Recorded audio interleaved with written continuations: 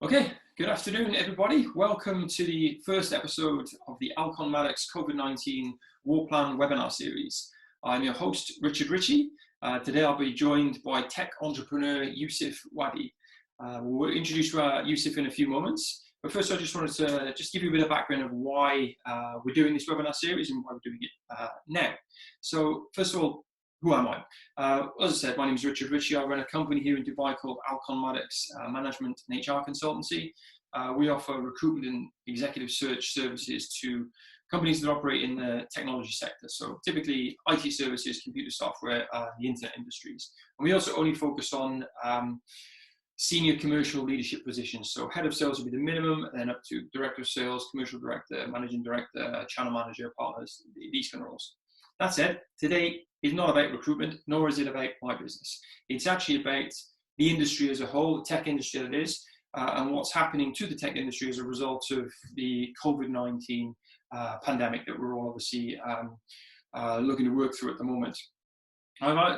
What's actually inspired me to put this series together, and this is actually the first series I've done from a company perspective, is that I've been talking to a number of obviously business leaders over the last few weeks, just to really understand, okay, what are the key challenges being faced by executives in the IT industry at the moment?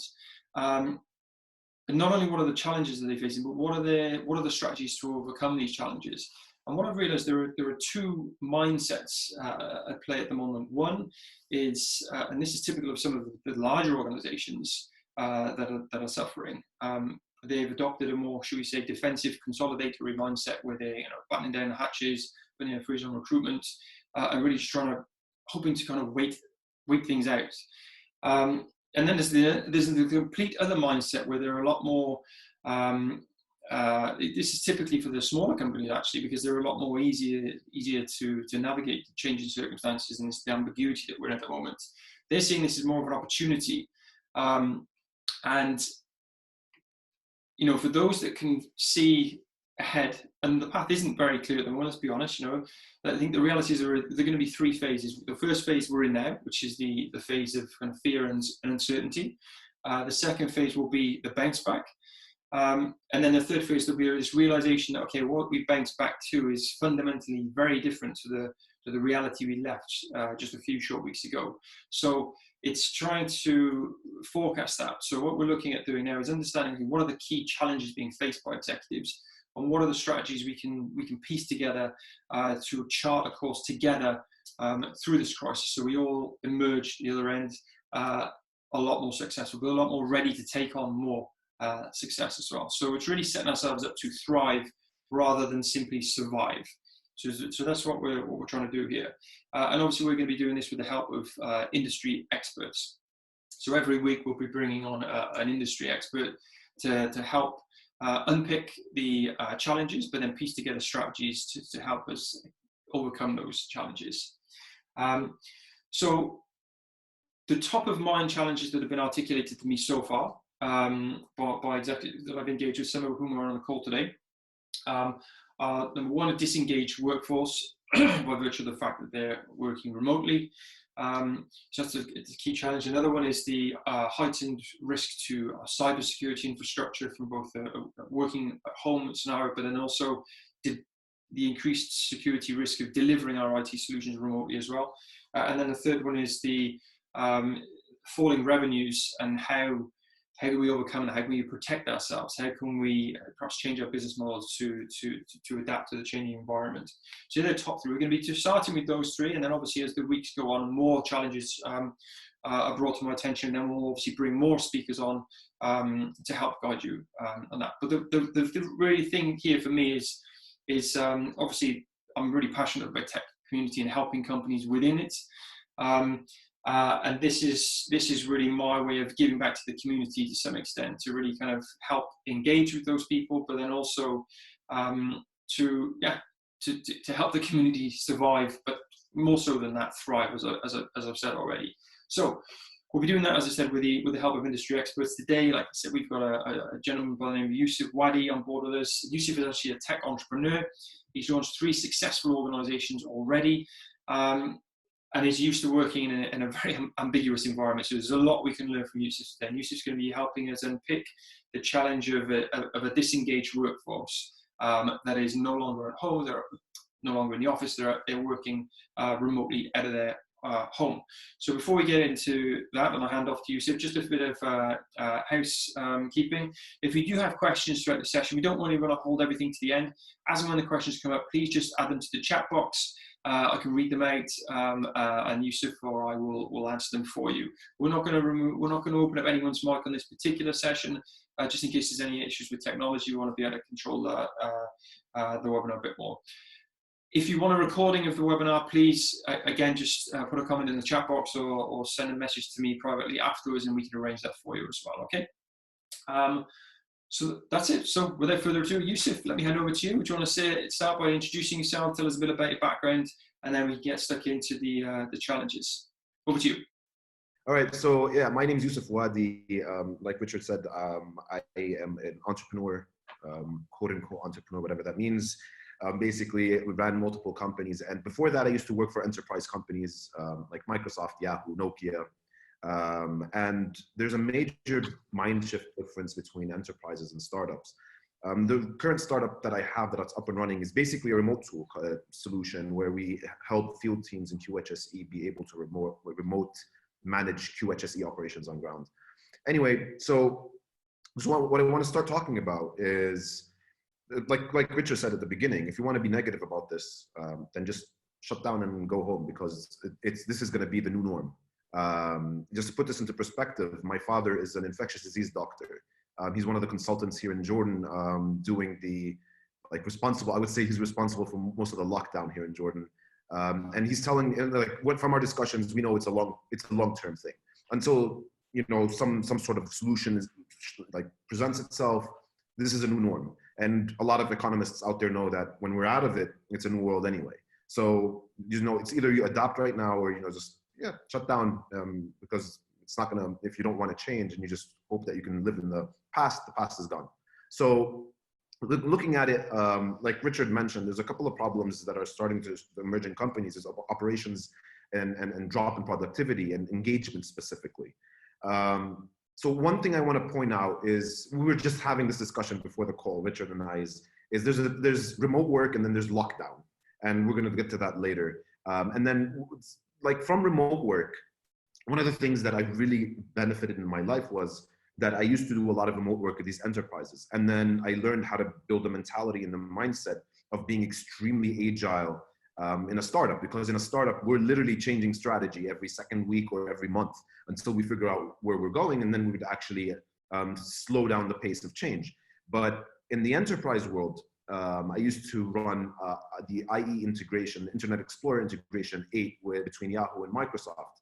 And it was a nightmare being in between two companies and on 7 different time zones. And we're talking time zones from Japan all the way to the other side of, literally the other side of the time zone of Japan. And we would literally have to do sacrifices where someone's going to be doing the call at 2 in the morning, and the next time it's going to be someone else who's going to be doing it. The question is, how do you keep people engaged? How do you keep people working on that and providing quality at the end of the day? And it comes down to a couple of key factors. So the first one, I'm going to just mention the 3 points that I have, and then I'll drill into each one of them. The first one is being capable of monitoring your operations from a micro scale all the way up to macro. And when you say from micro to macro, a lot of companies right now, enterprise company tells you, oh yeah, we already know what's happening on a micro scale. We have a dashboard that shows us on a macro scale. The major question is when you become remote, how much of this data are you actually capturing on the micro level that you're seeing in the macro stage? Because there's a lot of details that you're going to be losing in the micro level. It's going to completely skew off your data on the macro scale. And to be able to do that. Can you give us an example of the data you're talking about, Yousef? So a simple example would be, I'm going to simplify it as much as I can. Let's assume there's 20 tasks that need to be done. If it was documented, there needs to be 20 tasks that need to be done. On a micro scale, on a macro scale, it's easy to say, oh, we finished 20 out of 20, so we're 100% on track. The problem starts to emerge when you're doing remote work is that from a macro scale, you only know about eight tasks. And that way you then have 12 that are completely off the radar. And then you would say, oh, we did 100%. We just figured out all 8 and we covered them. But you don't know that there's 12 that were completely non-documented. They weren't clear because people are just doing it over WhatsApp, Zoom, or whatever other tool, and it's not really documented on anywhere. And this is where we've been talking about digitization for the last 15 years. We're not there yet. We can go to every enterprise. Believe it or not, the last research coming out from Gartner is that 80% of companies still utilize paper in some sort of form or in their operations.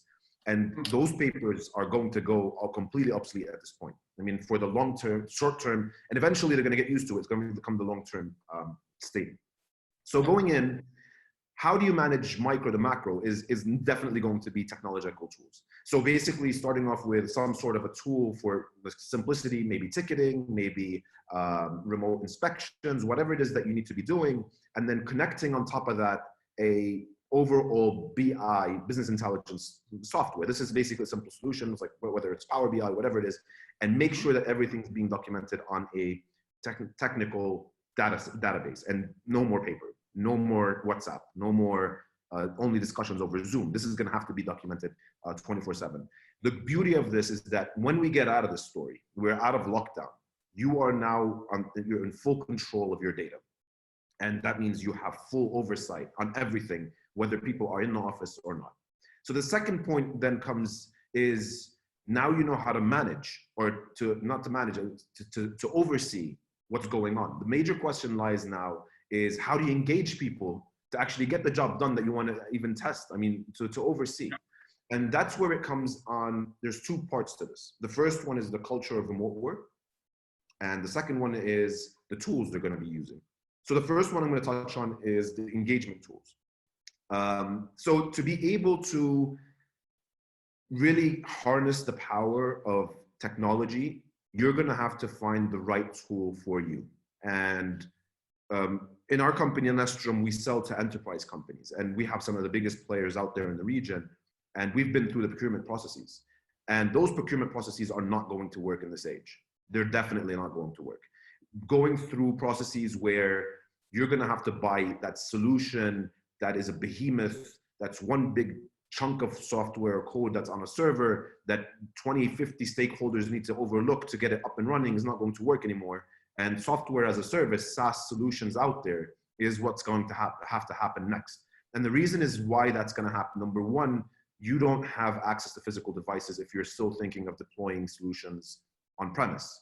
Number two, you don't have the physical team in the IT infrastructure to actually be capable of conducting this very detailed due diligence on the software that you would be capable of doing when everyone's in the office.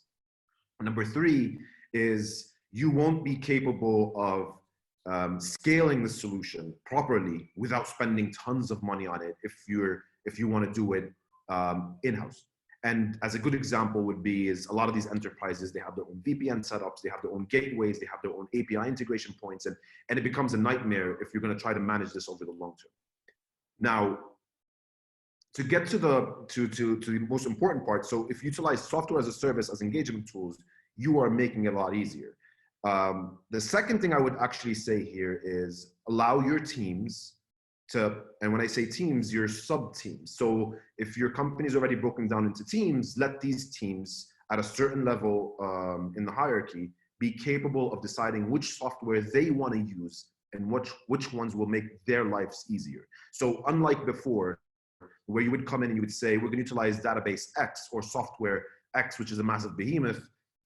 For you, it's going to be a CRM, it's going to be an ERP, it's going to be an operations management system, it's going to be. You're not going to be capable of doing that. You don't have a year and a half to do any kind of implementations at this point to actually come up with something remote. Whereas you can come and say, the maintenance and operations teams, they found a solution. It's a software as a service that works. It works for them, makes sense. They can export data. We can report the data, take that one. Next one up, QHSE teams, like in our case, go and did that. We have marketing tools. Marketing teams would require these teams, these solutions. And believe it or not, it's going to be a lot cheaper for you to do it this way than get a massive software and try to do it all at once. And that way, you also provide some sort of engagement to your employees because they're utilizing the software that makes sense to them to actually report, and they don't have to go through a learning curve that makes no sense to them. And those tools eventually, the tricky part would be so you solve the micro. which we were discussing previously, but now you have a problem with the macros, basically overseeing the information across all these different systems. A lot of the SaaS solutions out there provide you access to business intelligence. So one of the things that you need to make sure is that all these systems could actually integrate into business intelligence, and your IT department internally in your enterprise company could work on the BI solution just to hook up all of these software and create one beautiful dashboard for these upper management C-suite to take a look and see everything in details, all the way from micro all the way up to macro. And again, it's going to work. We've been doing that with I've been doing it with a lot of the enterprise companies we've been working with. Yeah. I think you're actually going to touch on this point anyway, but we have a question from our guest here, from Klaus Hansen. Yeah. The question is, how do you make sure collaboration on the latest version of documents? So, as in documentation, there's a lot of solutions out there, like SaaS solutions, that will help you. Okay, let me break it down into two parts. The first part is collaboration on documents is a problem of its own. And I'm telling you this out of experience from Nestrom. So what I mean is collaboration on documents is a nightmare of its own, is that you're trying to utilize an Excel sheet or a Word document, and you're trying to run versions across with different people. In our solution, our value proposition to QHSE teams is get rid of that. Because the problem is you will not be able to manage multiple versions, whether it's on Google Sheets or Google Documents or whatever it is. It's going to be a nightmare. You're going to end up with, a result file, final one, final two, and then you don't know which one's which. What I would rather suggest is you need to find, let's assume you're in operations or marketing, you would find a right solution that would solve that problem for tracking these documents, unless they're documents that are, they're actually legal documents. That's something else. That's where you can utilize different types of solutions out there that are document management systems. But yet again, a lot of SaaS software out there, and I'm more than happy to provide you a couple of solution names out there if I know which operations you're in, that will manage the tasks that you're trying to do within the versions. I hope that makes sense. Richard, you can tell me more if it came across. Yeah, makes sense to me. Klaus, just let us know if that answered your question, please. Sorry, carry on, Yousef. Yeah, carry on. Yeah, so we're just talking about now buying your own tech. There's going to be a major question about the IT department is going to come up and start going like, oh yeah, but what about security? Do we own our data? Now it's on the cloud, it's SaaS, it's all that stuff. There's two risks right now you have. Risk number one, do nothing and try to keep hold of everything in your own internal organization and you're not going to go anywhere. Number two is take that risk, but in a smart way. And in a smart way, what I mean is factor in security and factor in that you own the data. And every SaaS provider, like ourselves, we do provide you with penetration test audits, for example. And a lot of other SaaS companies, when you want to come in, you're an enterprise business and your ticket size is going to be high, they'll happily provide you with a penetration test audit. They'll provide you with whatever is necessary to showcase security.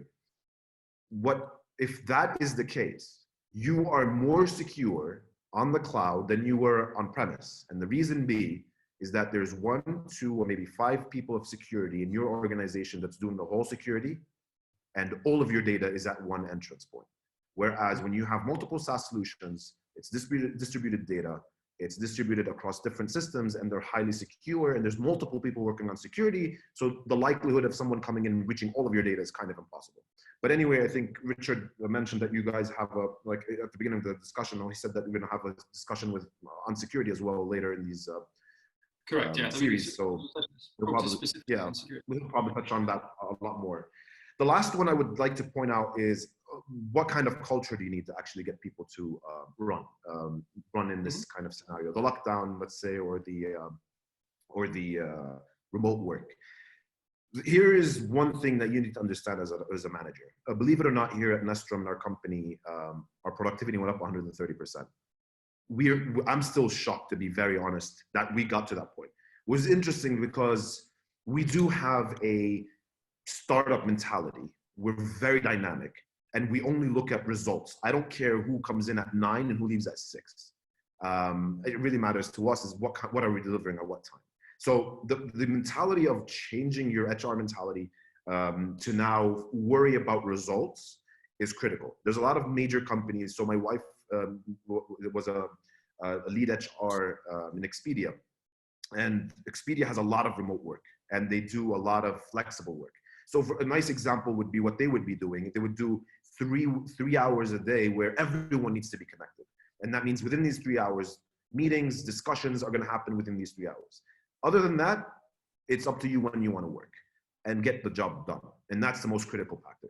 And the reason is that if you look at it right now, there's a lot of people that are now stuck at home with their children that are being homeschooled at work, at home / work. It's the same place now. And someone's going to homeschool them. And that someone is one of your employees. And there's no way they're going to be able to balance between I'm going to get the job done within 9 to 6 and at the same time provide homeschooling to my children or make sure my children are not shouting in the background when I have that meeting.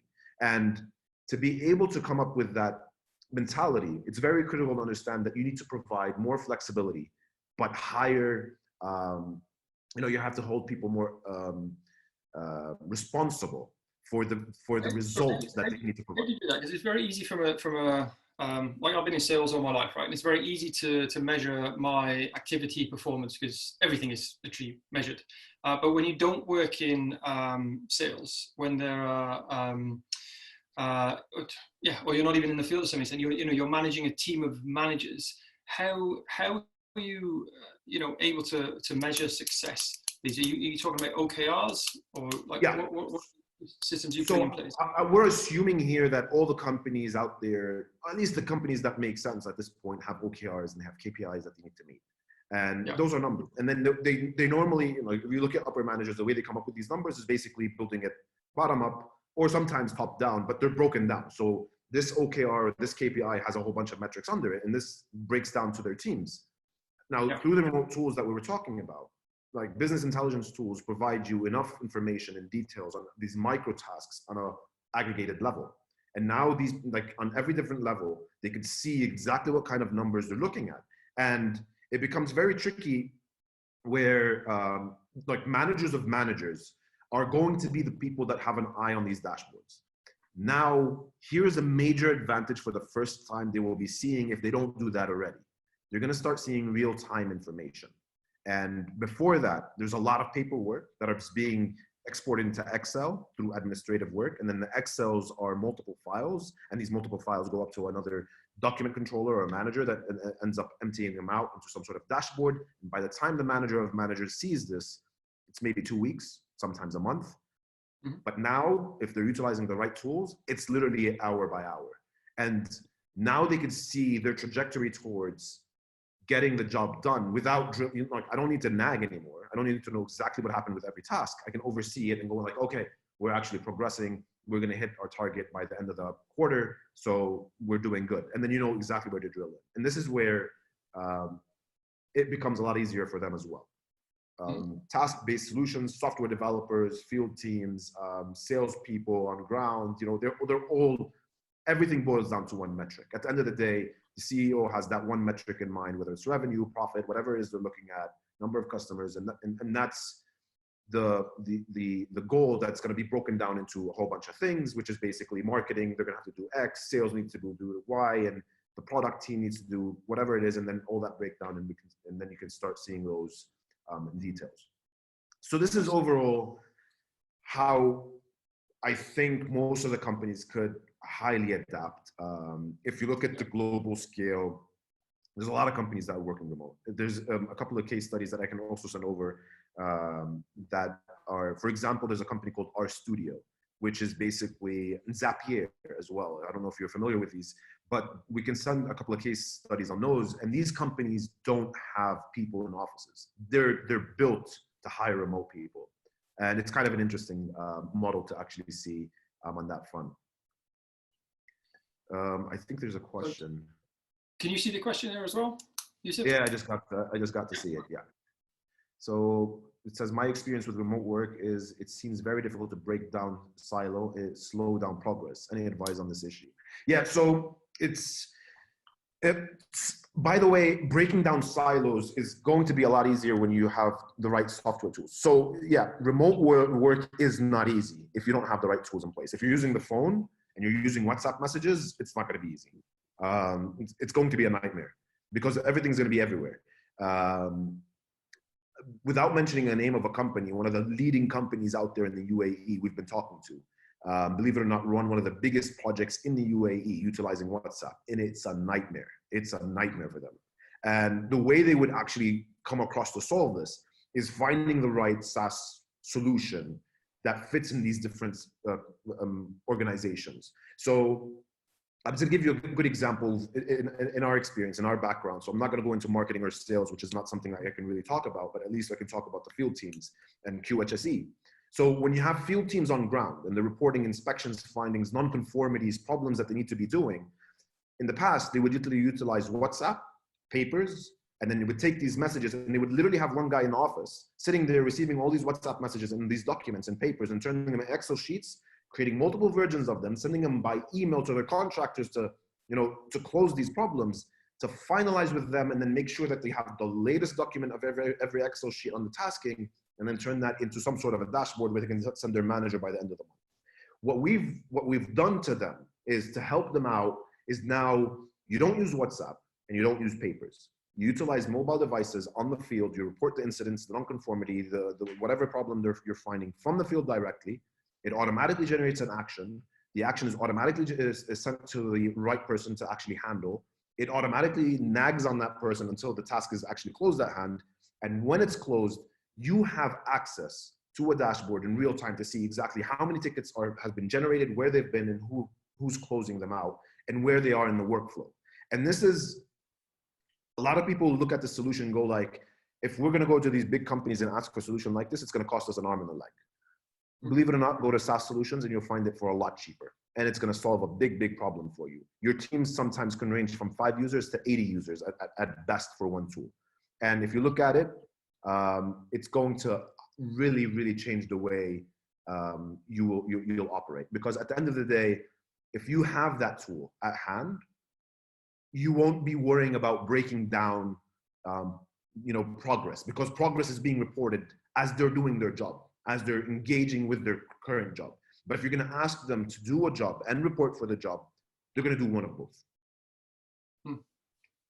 Interesting. So let me ask a question, Yousef. Given like everything you've said makes sense from a logical standpoint, I think every company understands, the need to progress and kind of fast track digital transformation, right? Which is ultimately the crux of what we're talking about.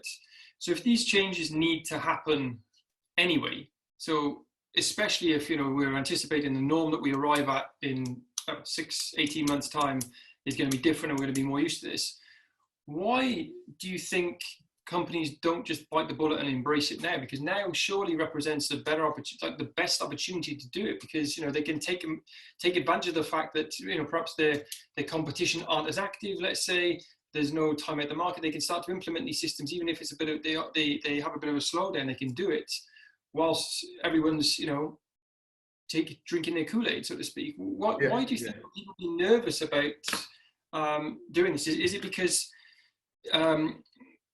do you think that people believe that we're going to get back to normal, or do you think it's? So here's the counter question to it. The counter question is, why didn't we do it anyway? Before the whole COVID-19 problem. I mean, we had remote tools, we have SaaS tools, we have all that we have all that already out there. I mean, it's not something new completely. And it comes back to, again, for enterprises, massive enterprises, which I used to work for. I used to work for Nokia at a certain point in my life, literally before the iPhone came and crushed the company. And when you look at the reason they got crushed is basically they don't move fast enough. And new technology, new mentality, new shifts come in.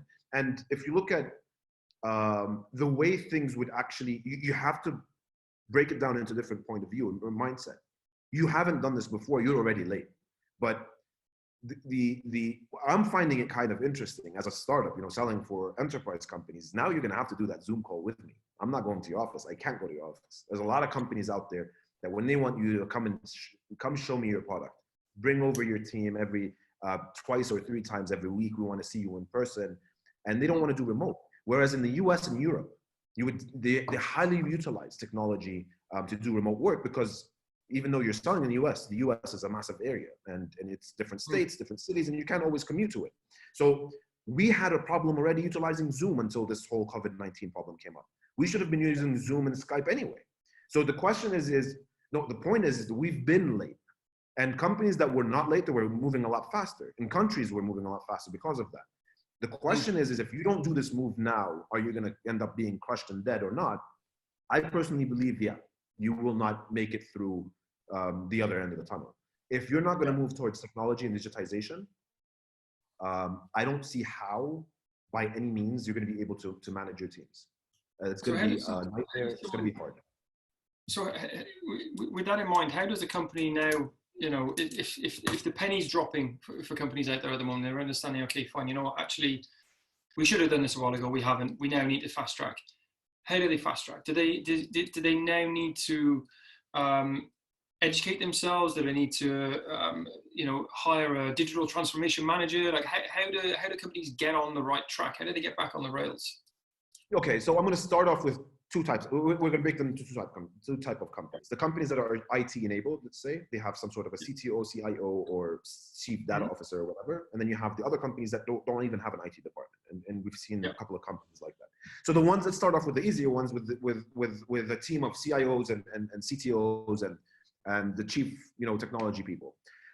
Those companies, we're going to have to start changing the way they think from, you know, a lot of these are very, you can't say it's wrong. It's completely right what they're doing, which basically they run very rigid processes to get software and digitization into their company.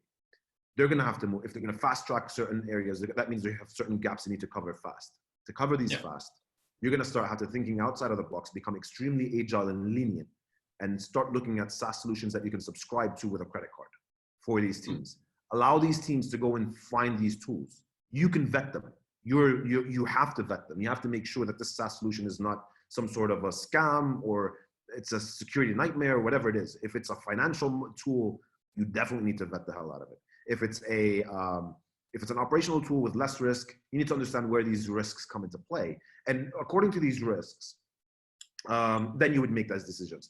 But it's a matter of, you need to build an agile process really fast to onboard new technology. And that's from the IT enabled standpoint. The second side of the story, people that don't have IT, and these are the most likely going to be extremely late. And the way I would see it, we've been having discussions with companies. Believe it or not, we have been discussing our solution with massive companies right now. They're thinking about it. It's like, we need to do this now. And we're actually really happy to see this, because to them, they understand the urgency of, yeah, we cannot do the monitoring anymore through paper. And to see, they have a problem. We don't know anything about IT. A lot of SaaS solutions out there are extremely easy to use and onboard yourself. So if you're a subject matter expert as a company in a certain thing, let's say construction, you will be capable of utilizing that SaaS solution built for construction workers, or SaaS solution for HR professionals. And it's important to understand that SaaS solutions are normally built because from a point of view of the company that's selling you the solution, they want to get involved with your operations the least. They don't want to be your next software solution provider where I'm going to charge you $250,000 by the end of the year. I would charge you at max, for example, let's say 50,000, 100,000 at the end of that year to get everything up and running. Whereas you're going to just start, you know, just to get the requirements out the door, they're going to ask you for $80,000. And the reason you need to do this is start looking at these SaaS solutions is they're customized, they're built for your custom case. And there's tons of them. There are tons of them for every vertical. You don't like one, go to the next one. You don't like Zoom, go to Skype. You don't like Skype, go to Microsoft Teams. You don't like Microsoft Teams, you have Slack, and it's infinite. And it comes down to almost every single subject matter expert will have to eventually find a solution that makes sense to them and makes sense to their operations. And that's how you get there, I guess. If you don't have IT there, just get that lead manager of yours to assess SaaS companies and just go for the ones that have better reputations. It's important to understand that Reviews are critical with SaaS solutions. And if you can get some sort of a reference call with someone that's utilizing it, just pick up the phone and be happy with it. That makes you feel better. And if it's a security critical mission, and you really are worried about security, you can hire a security guy, a consultant, just to take a look at the SaaS solution you're going to utilize. And if the company that you're going to acquire the software for is willing to give you that information, then you can vet them without having a full-time security guy on board. We have another, I'm not sure if you can, it's not sort of a question, it's more of a statement, I guess. I'll read it out for you, Yousef. So from Hans, thank you, Hans. So it is also a regional challenge regarding remote working, matter of trust and somewhat old-fashioned mindset. This whole situation is actually a reboot of doing business as usual infrastructure. What do you have to say to that? Definitely. Yeah. I'm really happy that we're being pushed towards the remote. I'm not happy about the whole COVID-19 scenario, but I really think this is going to change the way companies function. They're going to have to live with the remote, whether they like it or not. Without mentioning a lot of companies that we've been working with, some of these brand players, like the key brand players out there that we have, you know, the CEO never goes on a Zoom call. You're going to have to come to the office. You know, like that mentality where, you know, we'll get the assistant to dial you up and then we'll call you. Well, your assistant is at home, is not at home with you. You're going to have to do the Zoom call yourself. So it broke two barriers. The first one is it's going to break the ego barrier, which I personally don't like doing work with in the first place. So if we know in our company, if we notice that this company is going to give us a headache with this ego, you know, story, we're out the door anyway. And number two, it's the ones that are delaying figuring out technology. And it comes to the problem that there's this guy that taught me in Finland. He was like spot on to this. And he goes like, if you look at the generation that we live in the work environment these days, there's two types of people. There's what you call the technological immigrants, and there's the technology natives. And natives are, I would assume us, and then like in my age, we are like borderline immigrants, because I still remember the phones, you know, with the cables on them. We've done modems. Yeah, like when the modem came into the house, we didn't even have a browser. The browser wasn't a thing when we started to have internet, which is a completely different weird story. How do you have internet without a browser? But anyway, that immigration, these people, the early immigrants and natives in technology are the ones that will easily adapt to technology. I mean, if you look at your children right now, they know how many gigabytes a phone has. When did you learn what the word gigabyte mean? And that puts you into a mindset of understanding that. So it's going to accelerate these immigrants. You know, these technological immigrants are going to have to now accelerate their knowledge. And you know, it's like, I can't shy away from this. I'm going to have to figure this the hell out. Because other than that, you're not going to be useful. And you're going to start seeing, and I highly believe this, we're going to start seeing a lot of upper middle management people becoming redundant, a lot more than the younger the subordinates in those in these companies. And the reason is those younger guys are going to be a lot faster and agile when they're remote. They'll figure it out. When it goes up the chain, if they're not catching up, and you can't generalize, but statistically speaking, there are a bigger amount of people there in that area that are not yet technologically caught up, and that's where things I think start sinking. Interesting. So another question for you. So a lot of people on this call already. You know, we've got a lot of other company owners and company leaders. So a lot of people on the call already be familiar with running remote teams. Yeah. So how is this situation different? Yeah. We've been running remote for years, you know what? So the difference between remote and lockdown is big. And we're not remote, we're locked down. I'm in my house. Remote, I used to call you from the office, or from a cafe, or, you know, in the airport on my way to a different country to do some sort of business. You're locked in. Look at the salespeople right now. There's a lot of salespeople itching in their skin, going like, how the hell am I going to do this sales call from my home, on the Skype, on Zoom, and get the other guy to join? And you know, like we were just making a small joke in our company right now, and we're like, if Zoom calls were real meetings, two things would be happening in these meetings. It will be the person that created the meeting is still trying to figure out how to open the door for people to come in. because you know how Zoom, you're always trying to get these people in and they couldn't figure out how to open the door. So in reality, that's how it looks like. The second one would be everyone would be coming in with shirts and pajama pants into these meetings. So the difference between that and the lockdown, like remote and lockdown, is in lockdown, you're going nowhere. No one's going anywhere. And there's a lot of factors where it plays in. And one of the examples here in Jordan, we have a wide range of banks, like really advanced banks when it comes to online technology. And we have some really poor banks when it comes to online technology. And believe it or not, the government has to open every month, once a month, for people to come in and transfer salaries. And a lot of other companies, it's for granted. It's done online. It's that simple. But in the lockdown now, you're going to find a lot of processes that are completely shut off, that you're not going to be aware of until a month later if you're on the upper management. And when you figure that out, you're going to freak out, whether it's in procurement, and a lot of it's going to be cash related as well. I was talking to a company this morning, and they were explaining to me that although a lot of their business is done over the phone, so they have a pretty significant inside sales team, they were telling me that they can't do business at the moment because although their business is predominantly phone-based, certainly from a business development perspective, they're no longer able to do it because they haven't got the not necessarily the infrastructure, but they haven't put the processes in place to allow people to use the same technology in their home, which sounds ridiculous, right? They're using a phone, but they don't have access to the system, maybe because it's security. Because it's a behemoth of a system. I'll give you a fast example right now. There's a friend of ours, he has a company, a startup. It's called Maqsam. Maqsam is a cloud telephony solution. You would go in, you would literally ask them to buy you a line from the UAE, Saudi, whatever country you want. You get online access, you give access to your users, and guess what? They're doing phone calls from their laptop over the internet, and it's dialing through a ground line. And guess how long it takes to set up that solution? Maximum 1 hour. Maximum 1 hour, and you have access. And everyone now has a phone line and a phone number, and everyone could actually talk and call backwards. And that's a beautiful example and a beautiful solution to it. So if you look at it that way, it makes your life easier.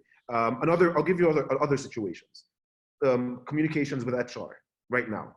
There's tons of problems. My wife's in HR, and there's a whole bunch of problems coming up, whether it's in insurance or like leaves, and how do you even look at leaves at this point? And it's a whole bunch of other stuff. And it's even funnier than that. We were having that question on our company, is like, why do you need to leave? You're leaving nowhere. You're at home. But anyway, so there's a good example. Zen HR is another solution here in Jordan. I think you probably know them as well. Sorry, it's in the Middle East. And they give you access to HR solutions through your mobile. You're sitting there, you're watching TV, and you can do whatever you need to do. In our case, we're providing solutions for people on ground that are doing inspections. Right now, there's companies that have people doing inspections and doing non-conformity reporting off the ground, and their manager or the coordinator is sitting at home. How is he going to get the papers? Yeah. That's a major question. And that guy is not technically advanced doing that, whatever capturing on ground, that is going to come back home and give you a PDF report of everything he's done. Even if he had the time, he doesn't have the time to do that. And if you look at so many different solutions in so many different in vast spaces where companies again and again could utilize these solutions to actually come out and say, this would solve that problem for me and get me off the ground. Yeah. So let's just kind of do a little bit of a sum up with what we've been discussing about, the engaged workforce. So there's three things that I think from a strategy recap point of view that you've mentioned. And if anyone has any questions regarding any of these, please feel free to jump in. So the first one is we need to adopt the monitoring mentality from a micro to a macro level. And the second thing is we need to have in place the tools to drive engagement. So not just tools to do the jobs that we perform on a day-to-day basis, but actually engaging with our line managers, and so people understand that we are doing what we're meant to be doing, right? And then the third thing is give teams the autonomy to employ tools within a flexible working structure, albeit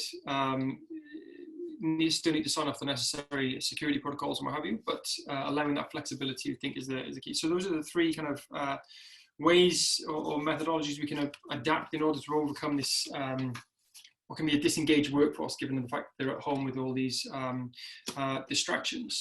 So one kind of final question from my perspective is, given that we're in a very challenging environment right now, what is the recruiting over the next 3 to 6 months? What are the key skill sets that you're going to be looking for when you recruit people into your business now, given that the changing landscape? It may be the same roles, but you may be looking for different skills within those roles, right? Yeah. So number one is tech savvy. And when I say tech savvy, I don't care which department he's going in. He needs to know how to do, he needs to be tech enabled. When I say enabled, the younger generation. How do you even assess someone as tech savvy?